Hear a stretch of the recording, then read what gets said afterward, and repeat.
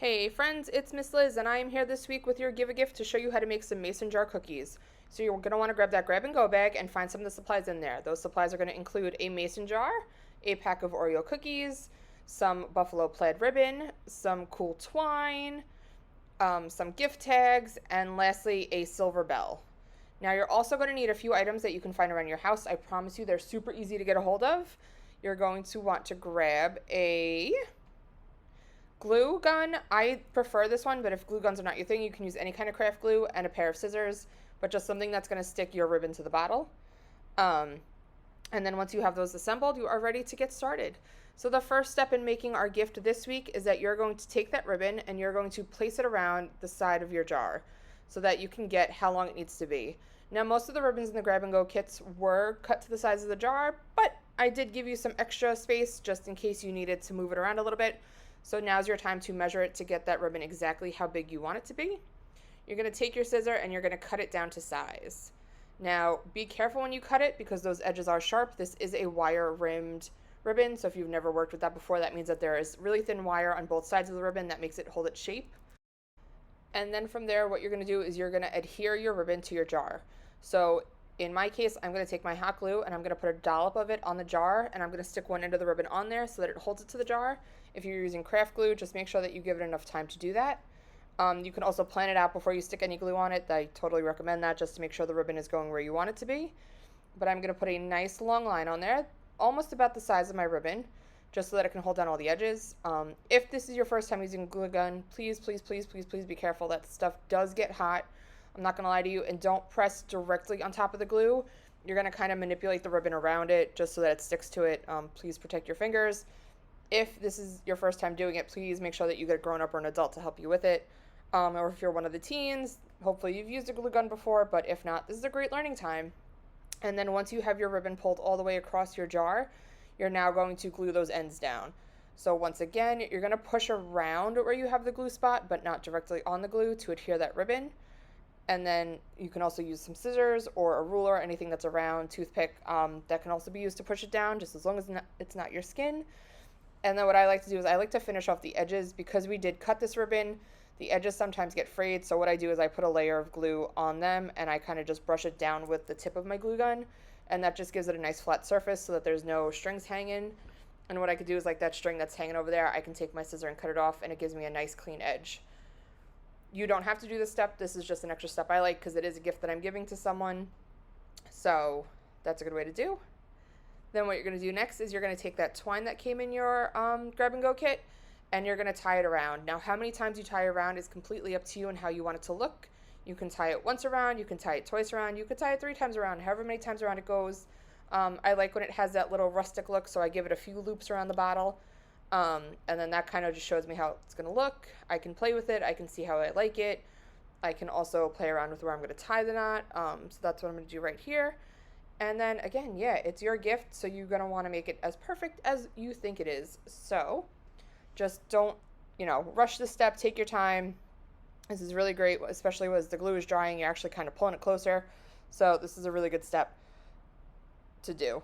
But like I said, here you see me playing with it and going around. So I'm going to turn my jar around. Please bear with me because I'm doing this backwards in the camera. But what you're going to do once you have the string looped the amount of times you want it to be, you're going to take that silver bell and you're going to thread it on. So now this bell can move anywhere you want around the jar once it's threaded on. What I recommend is tying your tie where you want it to be. That's going to be usually on the back of your jar. But again, if you want a bow on the front of your jar, go for it. Make a bow in the front of your jar.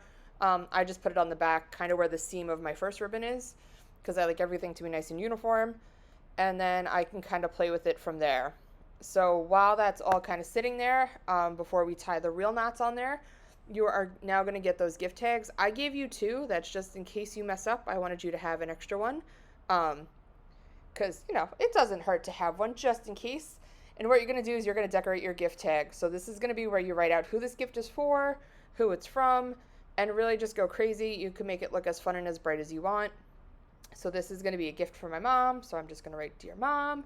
And because it's a cookie jar and I think it's really funny, I'm going to write, wishing you a sweet holiday season. Ha ha ha.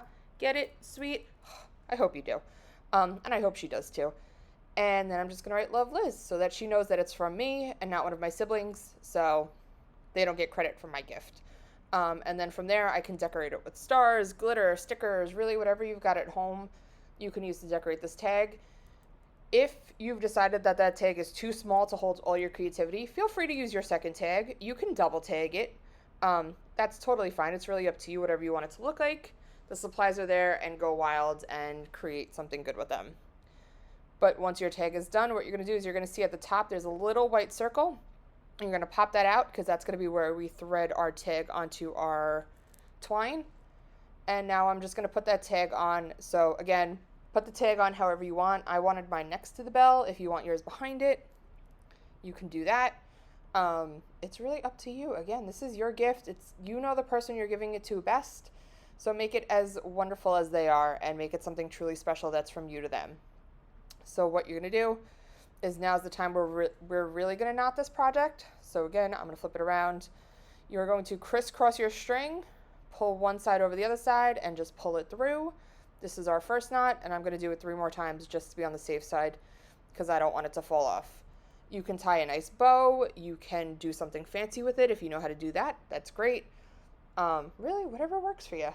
But this is just a basic knot. This is the knot that I like, so this is what I went with. And just to make sure that it's really on there, there's one more. I did try to do a fancy bow for all of you at home to watch. It didn't come out that fancy. But you know what? I liked the way it looked, and I think my mom will, so I kept the bow on there. And then once you have it all tied, you can now kind of play with your stuff a little bit to make sure it's kind of on the side that you want. It looks how you want. It's going to dangle how you want. Try not to pull too hard, but you can kind of tinker with it. And then this last step you're not going to do until it's the day that you're going to give someone your gift. So what you're going to do is you're going to open up those Oreos and you're going to put them in your jar to make it super fun and super sweet. So make sure your hands are clean before you touch any open food. And what you're going to do is you're going to drop those Oreos in that jar. Now, if you're scared that your Oreo is going to break, I'm going to show you a tip for how you put them in. You're going to lay your jar on its side, kind of like that.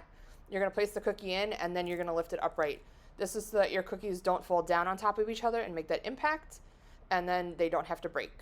So if you already ate Oreos, you can feel free to add other cookies into here. You can even add more stuff into your jar, really whatever you want it to do. But this is your finished product of what your project should look like, give or take your creative differences.